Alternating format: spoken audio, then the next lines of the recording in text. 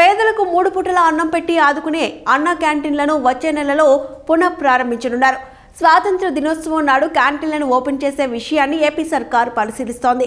తొలి దశలో 183 క్యాంటీన్లు ప్రారంభించాలని టార్గెట్గా పెట్టుకుంది. ఈ మేరకు ఏర్పాట్లు చకచకా జరుగుతున్నాయి. ఏపీలో 183 అన్న క్యాంటీన్లను ఆగస్టు 15కి పేదలకు అందుబాటులోకి తెచ్చేందుకు చంద్రబాబు సర్కార్ నడుం బిగించింది. 20 కోట్ల రూపాయలతో అన్న క్యాంటీన్లకు మరమ్మతులు చేస్తున్నారు. క్యాంటీన్లలో ఐఓటీ డివైజ్లను ఏర్పాటు చేయడంతో పాటు సాఫ్ట్వేర్ అప్లికేషన్ల కోసం 7 కోట్ల రూపాయలను ప్రభుత్వం కేటాయించింది. రాష్ట్ర వ్యాప్తంగా 20 క్యాంటీన్లకు కొత్త భవనాల నిర్మాణం, పాత పెండింగ్ బిల్లుల చెల్లింపుల కోసం మరో 65 కోట్లను విడుదల చేశారు.